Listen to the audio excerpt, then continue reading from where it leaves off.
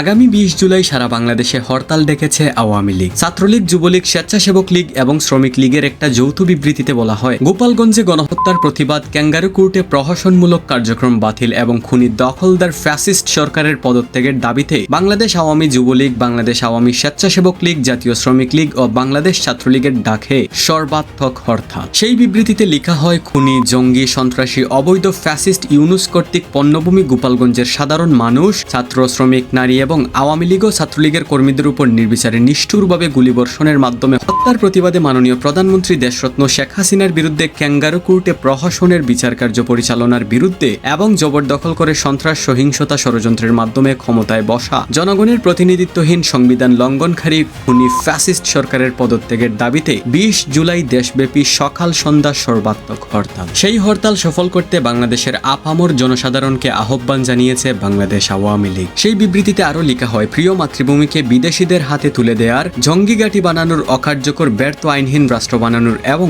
যুদ্ধক্ষেত্রে পরিণত করার ইউনুসীয় ষড়যন্ত্র কোনোভাবেই বাস্তবায়ন হতে দেওয়া যাবে না। আমরা ইউনুসকে হটিয়ে দিব, গুড়িয়ে দিব, বিজয় জনতারই হবে। জয় বাংলা, জয় Bangabandhu. So dear audience, what do you think about it? Awami League কি পারবে তাদের হরতাল কর্মসূচি সফল করতে? আপনার মতামত অবশ্যই কমেন্ট করে জানাবেন, and please guys subscribe to our channel.